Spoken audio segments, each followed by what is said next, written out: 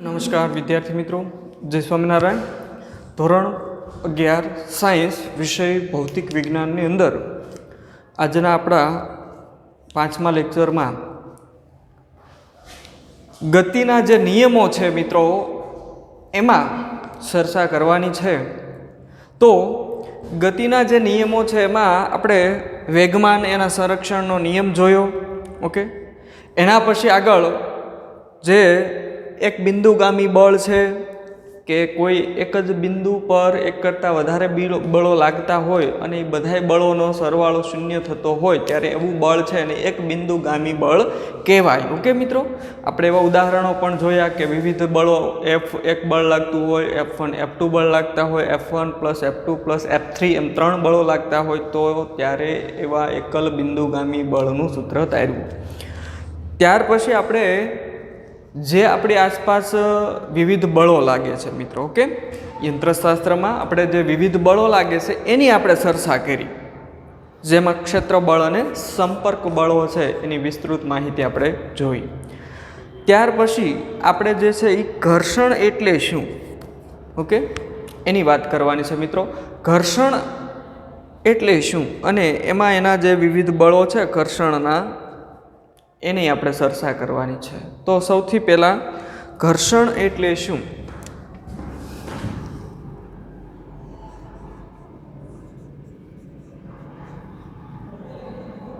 એટલે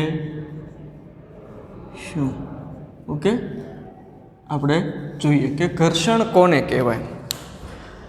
તો જ્યારે બે સંપર્કમાં રહેલી સપાટીઓ, ઓકે, જ્યારે બે સંપર્કમાં રહેલી સપાટીઓ સાપેક્ષ ગતિ કરે, જ્યારે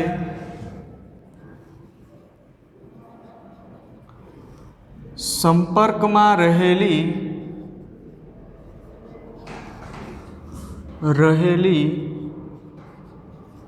બે સપાટીઓ સાપેક્ષ ગતિ કરે,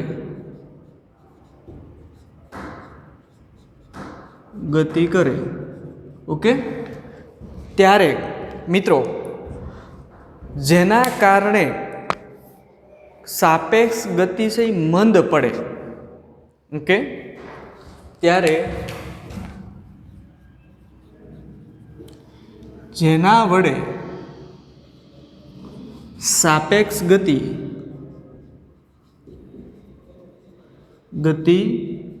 મંદ પડે, ધીમી પડે, ત્યારે તેને આપણે શું કહીશું મિત્રો? તો કે ઘર્ષણ કહે છે. ઘર્ષણ કોને કહેવાય?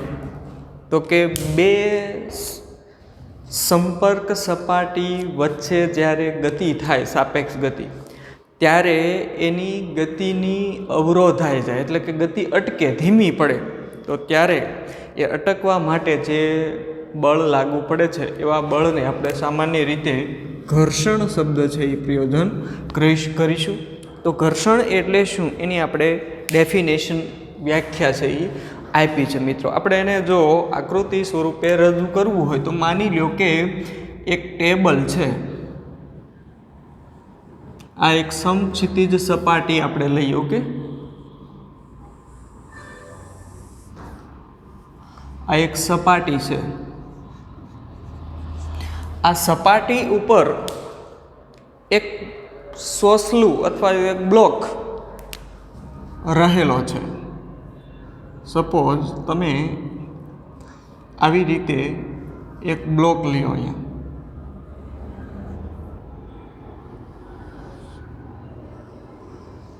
ઓકે, આ એક બ્લોક છે અથવા તો સમઘન સોચલું છે. હવે આ પદાર્થ અથવા બ્લોક અને સપાટી બંનેનું જે સંપર્ક સપાટી છે એ કઈ કહેવાય? તો કે આટલો જે ભાગ છે એ સંપર્ક સપાટી કહેવાય એનો, ઓકે. આ જે છે એ શું કહેવામાં આવે મિત્રો? તો કે સંપર્ક સપાટી કહેવાય. શું કહેવાય? સંપર્ક સપાટી. ઓકે, જેમાં બ્લોક અને સપાટી વચ્ચે શું આવેલું છે તો કે સંપર્ક આવેલું છે. ત્યારે આ બે પદાર્થો વચ્ચે કંઈક આવી પ્રક્રિયા થશે કે અહીંયા આ બ્લોકનું કેન્દ્ર હશે, બધાય કેન્દ્રોનું દળ અહીંયા કેન્દ્રમાં સમાયેલું હોય ત્યારે કંઈક W જેટલું બળ લાગે અધો દિશામાં. આવા બળને મિત્રો આપણે કહીશું વજન બળ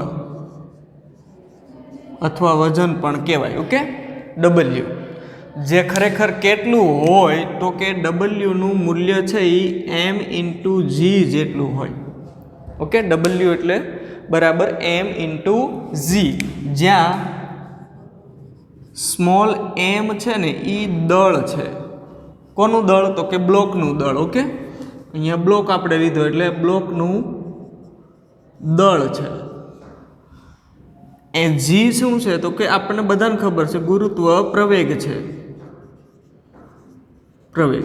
અને W ને આપણે વજન કહીએ. ઓકે, અથવા વજન બળ પણ કહેવાય.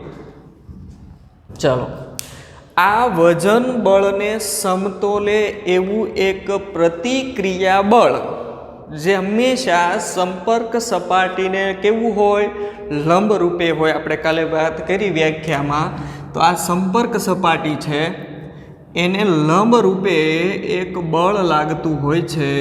આ બળને આપણે કયું બળ કહીશું મિત્રો તો કે લંબ બળ, કેપિટલ N, જેને આપણે લંબ બળ પણ કહેવાય અથવા પ્રતિક્રિયા બળ પણ કહેવાય.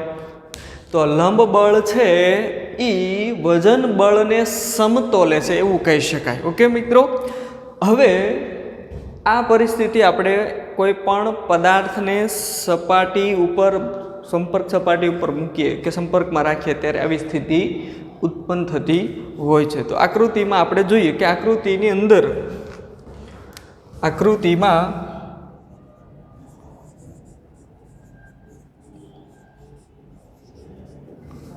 એક સપાટી ઉપર પર એક સંપર્કમાં રહે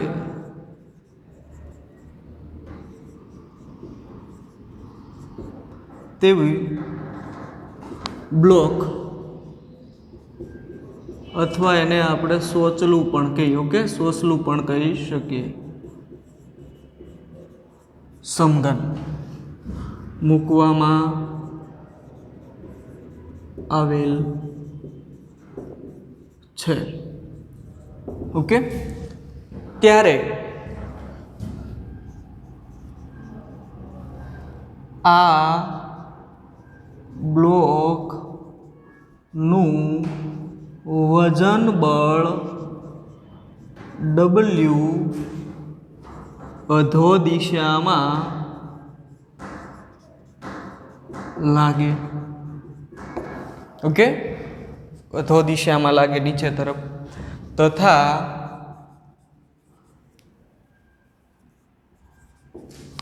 આ બળને,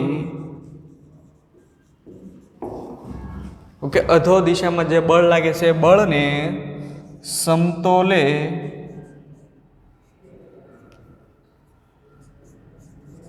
તેવું લંબ બળ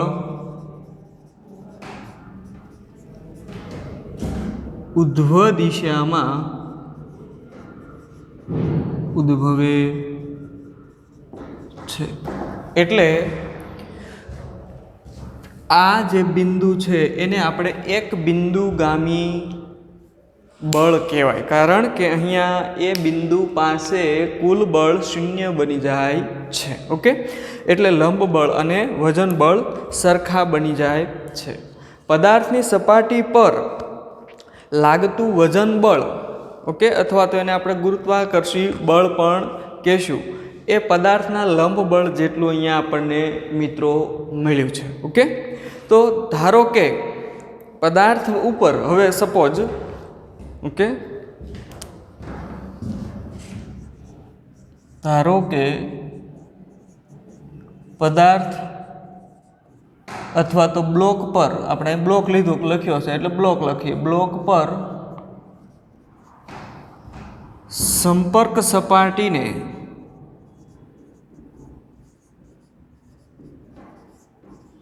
સમાંતર કોઈ એક બાજુ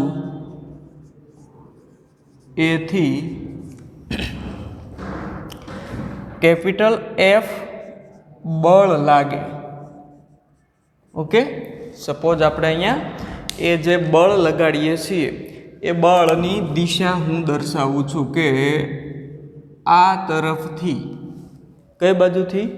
આ બાજુથી એક બળ લાગે છે જેનું મૂલ્ય આપણે સદિશ F કહીએ. ઓકે, આટલું બળ આ બ્લોક ઉપર લાગે છે. હવે સમક્ષિતિજ દિશામાં આ જે દિશા કહેવાય કઈ કહેવાય? તો કે સમક્ષિતિજ દિશા અથવા તો સંપર્ક સપાટીને કેવું કહેવાય? સમાંતર બળ છે. જો પદાર્થ પર એકલું જ બળ લાગતું હોય અને તે બળ તેટલું નાનું હોય, ઓકે, કે ગમે તેટલું નાનું હોય તો પણ પદાર્થ છે એમાં કંઈક ને કંઈક પ્રવેગ ઉત્પન્ન થતો હોય છે. મિત્રો, જો આ બળ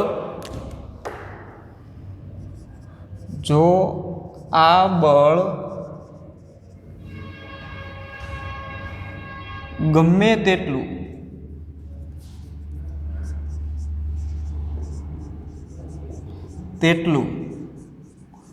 નાનું હોય તો પણ તેમાં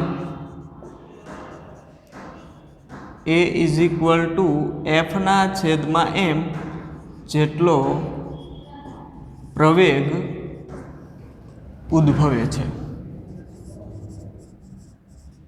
ઓકે, કારણ કે આપણે પ્રવેગની જે વ્યાખ્યા છે એ આવી કંઈક છે કે ભાઈ બળ બરાબર દળ ગુણ્યા પ્રવેગ, ન્યૂટનના ગતિના નિયમ અનુસાર પ્રવેગને કરતા બનાવીશું એટલે થાય F/m થાય મિત્રો.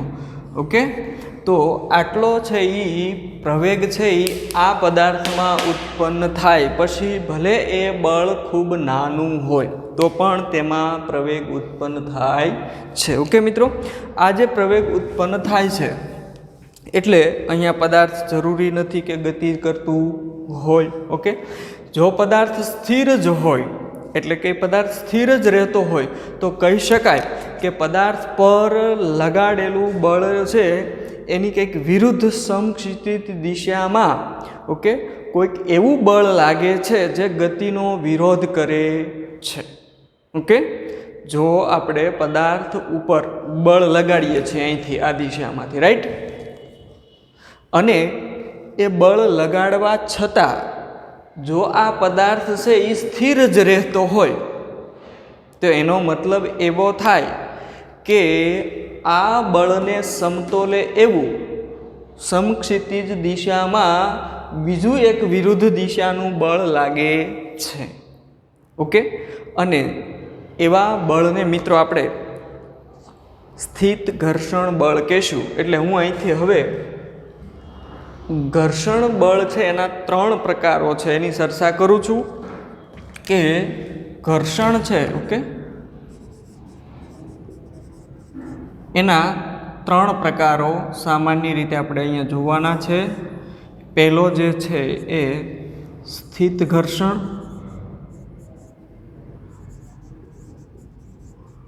ઓકે, બીજું છે એ ગતિક ઘર્ષણ અને ત્રીજું છે એ રોલિંગ ઘર્ષણ. ઓકે, આ 3 ઘર્ષણના આપણે પ્રકારો સમજવાના છે. ફરી વખત સમજી લો, ઘર્ષણ છે એ 3 પ્રકારના હોય છે. એમાં પહેલો પ્રકાર છે સ્થિત ઘર્ષણ, ઓકે, બીજો છે ગતિક ઘર્ષણ અને ત્રીજો પ્રકાર છે રોલિંગ ઘર્ષણ. તો આપણે સૌથી પહેલાં મેળવીએ સ્થિત ઘર્ષણ વિશેની સમજૂતી. ઓકે મિત્રો, તો સ્થિત ઘર્ષણ છે એ શું છે? આપણે સૌથી પહેલાં જોઈએ સ્થિત ઘર્ષણ. સ્થિત ઘર્ષણ કોને કહેવાય? ઓકે, તો સ્થિત ઘર્ષણ છે એને આપણે સામાન્ય રીતે સંકેતમાં FS વડે દર્શાવીશું. F એટલે સ્ટેટિસ્ટિક ફોર્સ, F એટલે ફ્રિએક્શન એને કહેવાય. ઇંગ્લિશમાં શું કહેવાય? ઘર્ષણને ફ્રિએક્શન કહેવાય. ઓકે, એટલે આપણે અહીંયા એને FS વડે દર્શાવીશું સંકેતમાં. તો સ્થિત ઘર્ષણની ડેફિનેશન સૌથી પહેલાં આપણે સમજીએ કે જો પદાર્થ, ઓકે, સપોઝ અહીંયા આપણે બ્લોક લીધો અને આ બ્લોક ઉપર છે એ આપણે એક દિશામાંથી F જેટલું સમક્ષિતિજ દિશામાં બળ લગાડીએ ત્યારે એ બળની અસર હેઠળ આ પદાર્થમાં શું થવું જોઈએ? તો કે ગતિ થવી જોઈએ. પણ તમે જોજો કોઈ પણ પદાર્થ છે ને એનું અવલોકન કરજો. ઘરે કોઈ વસ્તુ હોય તો એ પદાર્થ ઉપર છે એ આમ બળ લગાડજો. પહેલાં થોડું નાનું બળ લગાડવાનું છે. ઓકે, પછી બળનું મૂલ્ય ધીમે ધીમે વધારતા જાઓ. જોજો તમે આમાં નિરીક્ષણ કરજો કે જેવું નાના મૂલ્યનું બળ તમે લગાડો છો તો એ પદાર્થ પોતાની જગ્યાએથી ખસશે નહીં. ઓકે, એ ગતિ કરવા લાગશે નહીં. એનો મતલબ શું થાય? આપણે અહીંયાથી નાના મૂલ્યનું બળ લગાડવા છતાં પણ જો પદાર્થ ગતિ કરે નહીં તો એની વિરુદ્ધ દિશામાંથી કોઈક એવું બળ લાગે છે જે આ બાહ્ય બળને સમતોલે છે, એટલે કે એની ગતિનો વિરોધ કરે છે. ઓકે, તો જો પદાર્થ સ્થિર જ હોય તો કહી શકાય. ઓકે, જો પદાર્થ ઉપર બળ લગાડતા જો કોઈ પદાર્થ પર સમક્ષિતિજ દિશામાં બળ લગાડતા તે સ્થિર જ રહે. ઓકે, શું રહે? સ્થિર રહે. તો એવું કહી શકાય કે પદાર્થ પર લગાડેલા બળની સ્થિર જ રહે ત્યારે એવું કહી શકાય ત્યારે લગાડેલા બળની વિરુદ્ધ દિશામાં ઓકે, વિરુદ્ધ દિશામાં કોઈક એવું બળ લાગે છે, કોઈક એવું બળ લાગે અથવા તો ઉત્પન્ન થાય, ઉદ્ભવે છે જે ગતિનો વિરોધ કરે. આમ લગાડેલા બળ F ની વિરુદ્ધ ઉદ્ભવતા બળને ઓકે સ્થિત ઘર્ષણ FS કહે છે. ફરી વખત સમજી લેજો કે અહીંયા એક બ્લોક છે, બ્લોક ઉપર એક સમસ્થિતિ દિશામાંથી નાના મૂલ્યનું બળ આમ લગાડીએ એટલે બ્લોક છે એ ગતિ કરશે નહીં પણ સ્થિર જ રહે છે. તો એવા સંજોગોમાં આ બળને સમતોલે એવું એક બળ લાગે છે અને એ બળ છે ને એ આ બ્લોક અને આ સપાટી વચ્ચે જે સંપર્ક સપાટી છે એમની વચ્ચે લાગતું હોય છે અને એ સંપર્ક બળ કહેવાય અથવા એને કહીશું આપણે આ જે બળ છે એને આપણે કહીશું FS સ્ટેટિસ્ટિક્સ ફોર્સ એટલે કે સ્થિત ઘર્ષણ બળ કહેવાય FS. તો જુઓ મિત્રો, આ F બળ જે લાગે છે તેની દિશા છે આ દિશામાં છે અને એ બળ લગાડવાથી એની વિરુદ્ધ દિશામાં આ બળને સમતોલે એવું બળ આ પદાર્થ અને આ સપાટી વચ્ચે લાગે છે, જેને આપણે સ્થિત ઘર્ષણ બળ તરીકે ઓળખીએ છીએ મિત્રો, જેને આપણે શું કહીશું? Fs વડે દર્શાવીશું. ખ્યાલ આવ્યો તમને? આવું બળ, ઓકે, સ્થિત ઘર્ષણ બળ આપમેળે અસ્તિત્વ ધરાવતું નથી. ઓકે, એ પોતાની મેળે છે એ ઉત્પન્ન થતું, પણ પદાર્થ પર જ્યારે આપણે બળ લગાડીએ છીએ, ઓકે, ખાસ નોટ કરજો, આ બળ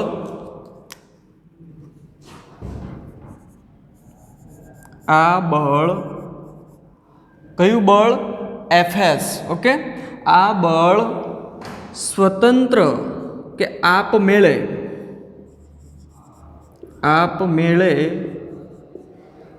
અસ્તિત્વ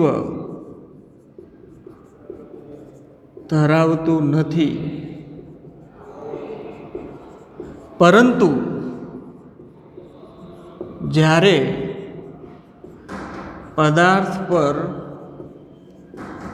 બાહ્ય બળ લગાડવામાં આવે તે સમય સુધી લાગુ પડે કે ઉદ્ભવે છે. માની લો કે હું જસ્ટ આ એક સપાટી છે, એના ઉપર આ એક પદાર્થ લઈ લઉં, ઓકે, હું અહીંથી બળ ન લગાડું, આના ઉપર કોઈ બળ લગાડું નહીં, તો આવું સ્થિત ઘર્ષણ બળ જે વિરુદ્ધ દિશામાં લાગે છે એ કોઈ અસ્તિત્વ ધરાવશે નહીં, એટલે કે ઉત્પન્ન થશે નહીં. એ ક્યારે ઉત્પન્ન થાય?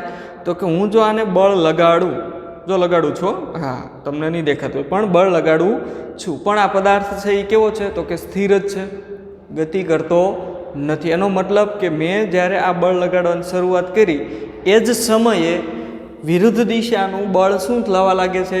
આપમેળે ઉત્પન્ન થવા લાગે છે. એટલે આવું બળ છે એ માત્ર બાહ્ય બળ લગાડતા હોઈએ એ સમય દરમિયાન જ ઉત્પન્ન થતું હોય. જેમ જેમ બાહ્ય બળનું મૂલ્ય, ઓકે મિત્રો, અહીંયા શું કરશું આપણે? જેમ જેમ બાહ્ય બળનું મૂલ્ય વધારતા જશું તેમ તેમ અહીં વિરુદ્ધ દિશાનું બળ પણ વધવા લાગે છે. ઓકે, જેમ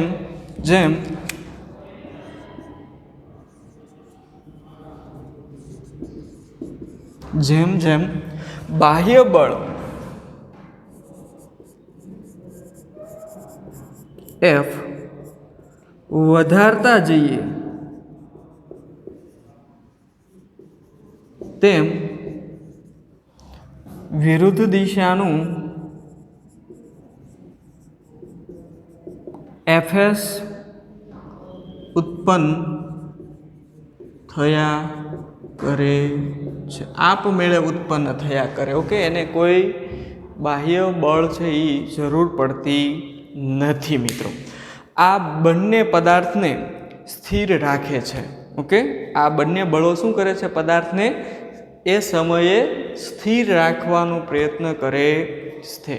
સ્થિર ઘર્ષણ અપેક્ષિત ગતિનો શું કરે છે? વિરોધ કરે છે. ઓકે, અને અપેક્ષિત એટલે એવું બળ કે ઘર્ષણ બળની ગેરહાજરીમાં, ઓકે, ઘર્ષણ બળની ગેરહાજરીમાં પદાર્થ પર લાગતું બળ, કે પદાર્થ છે એના પર બળ લગાડવામાં ગતિ થાય ત્યારે એને અપેક્ષિત બળ કહેવાય. ઓકે, પદાર્થ પર લાગતા બળના મૂલ્ય અનુસાર સ્થિત ઘર્ષણ બળ પોતાનું મૂલ્ય એડજસ્ટ કરે, બદલ્યા કરે. ઓકે, એટલે આવું જે બળ છે ને મિત્રો, ફ્રિક્શન બળ જે છે એને સેલ્ફ એડજસ્ટિંગ ફોર્સ પણ કહેવામાં આવે. અને કયું બળ બીજા ભાષામાં આપણે કહીશું મિત્રો, ઇંગ્લિશમાં? એ આપમેળે શું કરે છે?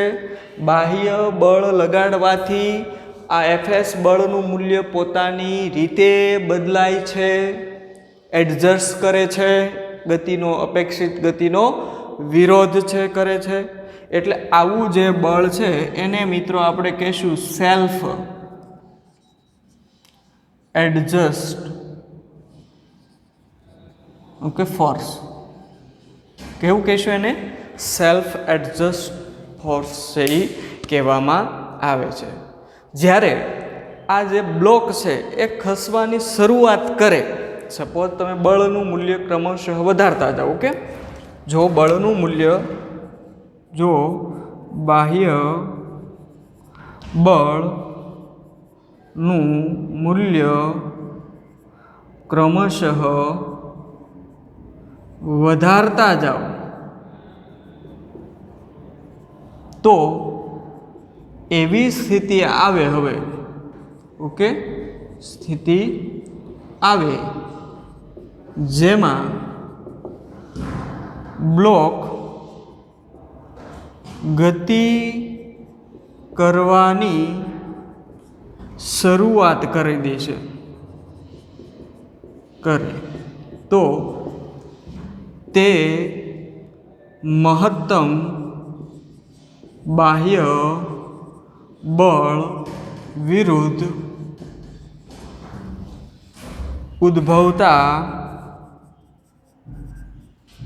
ઉદ્ભવતા સ્થિત ઘર્ષણ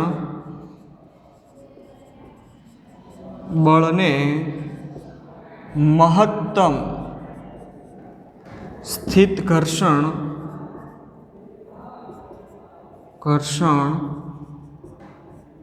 FS મેક્સિમમ કહે છે. ઓકે મિત્રો, સપોઝ મેં તમને કીધું એમ કે માની લો કે અહીંયા સોસલું છે, હું એને બળ લગાડું એટલું બળ લગાડું કે હવે એની સીમા આવી જાય, અમુક હદ આવી જાય. પછી શું કરવા લાગે તો કે બાહ્ય બળ છે લગાડીએ છીએ ત્યારે એની વિરુદ્ધ દિશામાં જે આપમેળે જે સ્થિત ઘર્ષણ બળ ઉત્પન્ન થાય છે એ બળ ઉત્પન્ન થવાની સીમા પૂરી થઈ જાય, એની હદ પૂરી થઈ જાય.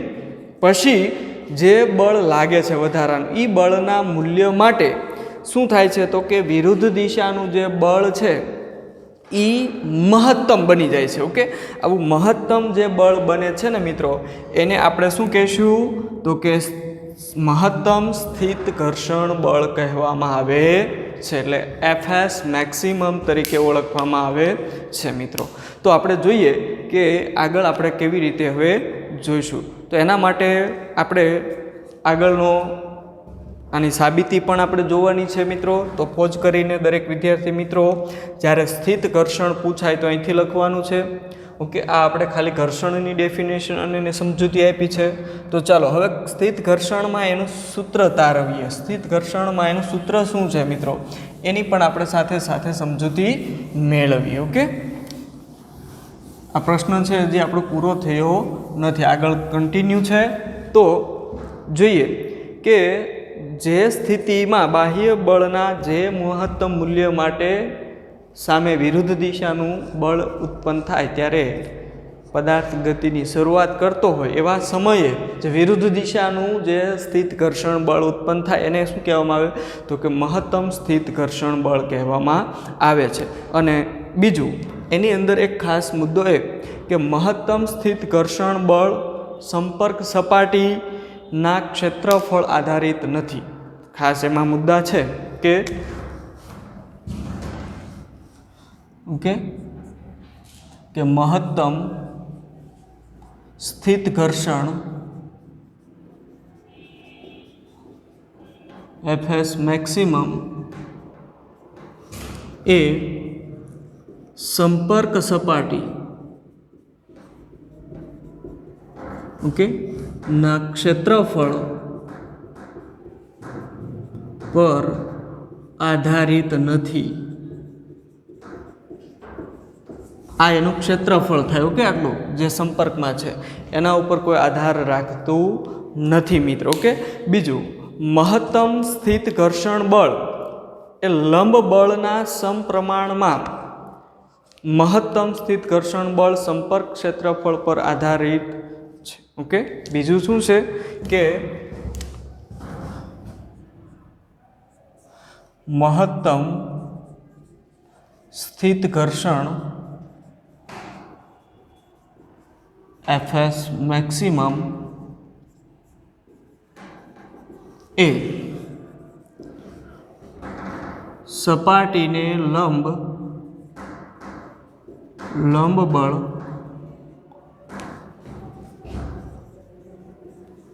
n ને સમપ્રમાણમાં હોય છે. ઓકે, એ બળ કેવું છે તો કે Fs મેક્સિમમ છે એ લંબ બળને સમતુલ્ય એટલે કે એને સમપ્રમાણમાં છે. જે મહત્તમ સ્થિત ઘર્ષણ બળ ઓકે એ સંપર્ક ક્ષેત્રફળ પર આધારિત નથી. ઓકે, પણ એને આપણે આવી રીતે લખી શકીએ કે મિત્રો Fs મેક્સિમમ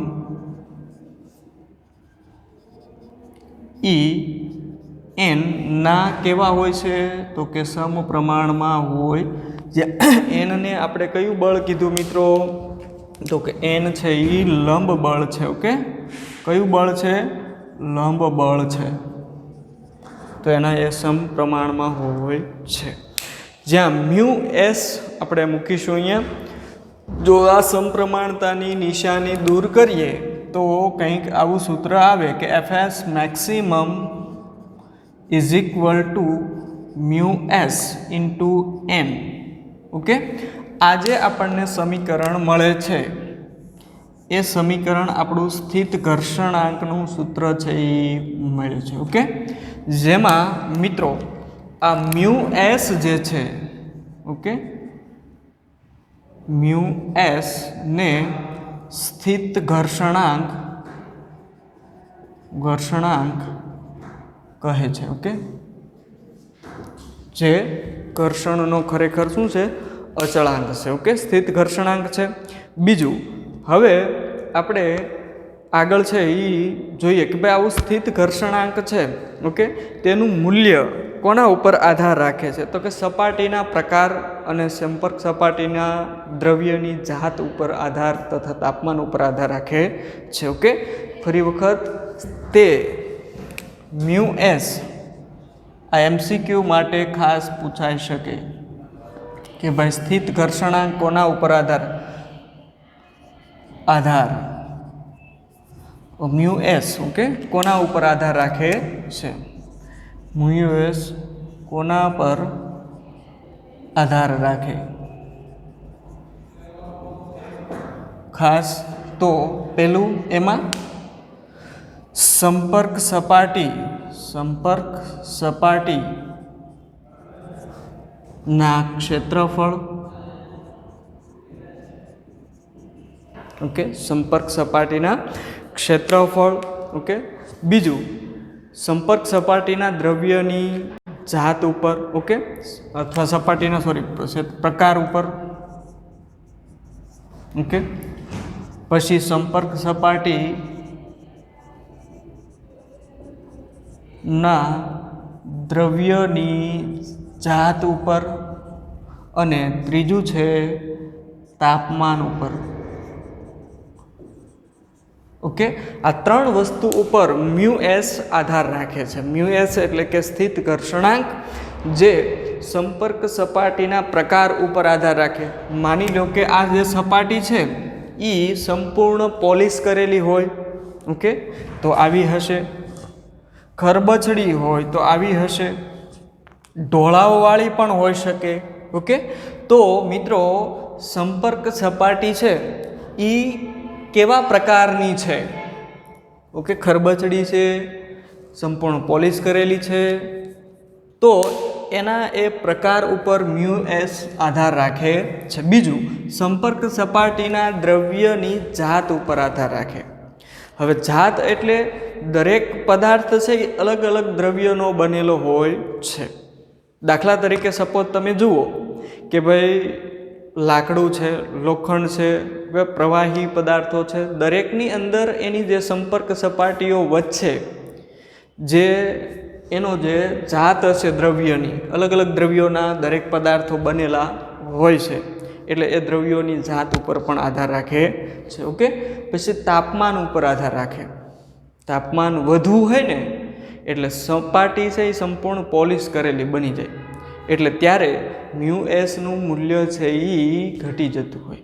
એટલે દ્રવ્યની જાત, એના પ્રકાર, ઓકે, અને તાપમાન ઉપર પણ આધાર રાખે છે. ઓકે મિત્રો, તો ચાલો હવે આપણે આમાંથી મ્યુ એસને જો કરતા બનાવીએ તો આવું થાય કે mu S is equal to FS maximum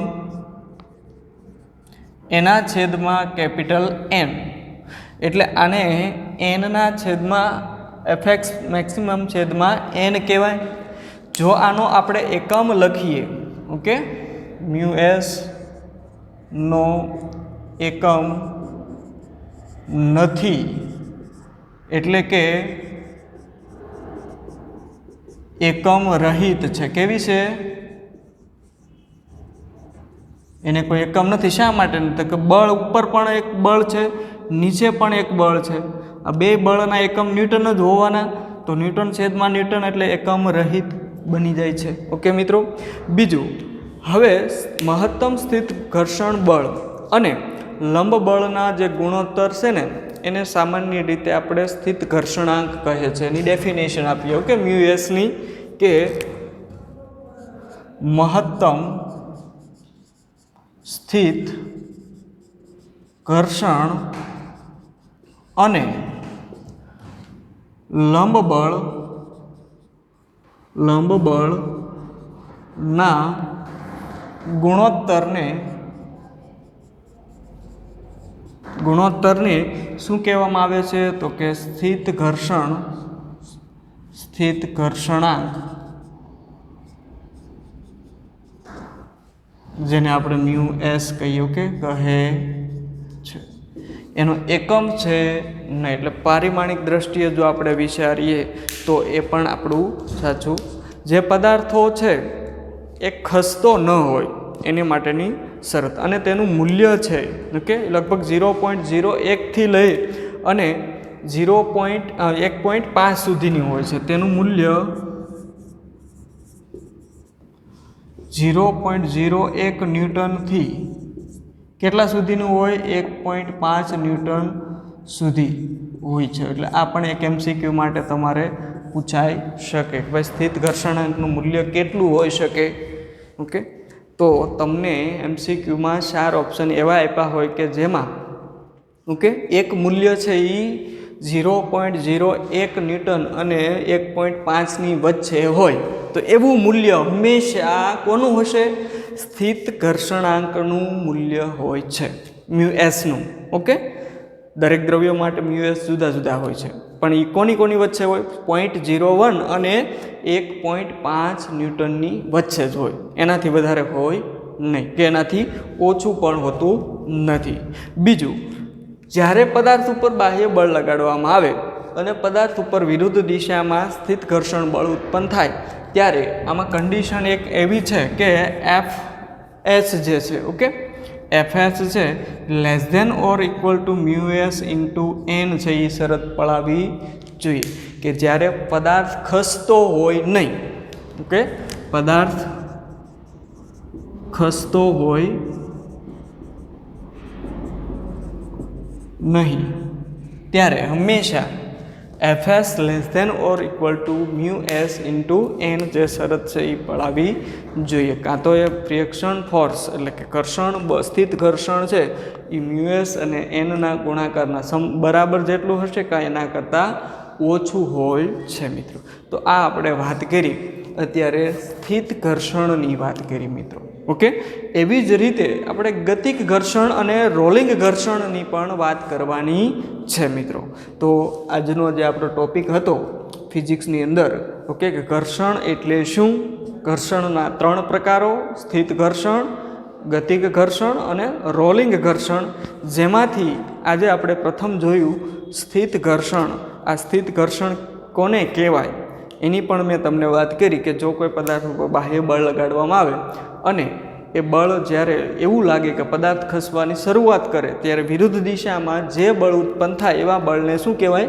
તો કે સ્થિત ઘર્ષણ બળ કહેવામાં આવે છે. ઓકે, અને સ્થિત ઘર્ષણ બળ મહત્તમ એને ત્યારે બનતું હોય તો એના માટેની પણ આપણે શરત આપી, એના નિયમો એ કોના ઉપર એમાં અચળાંક આધાર રાખે છે એની પણ વાત કરી. ઓકે, એનો એકમ શું હોઈ શકે, એનું મૂલ્ય શું હોઈ શકે મ્યુએસનું. તો દરેક વિદ્યાર્થી મિત્રો છે એ વ્યવસ્થિત રીતે આ તૈયારી કરી નાખશે મિત્રો.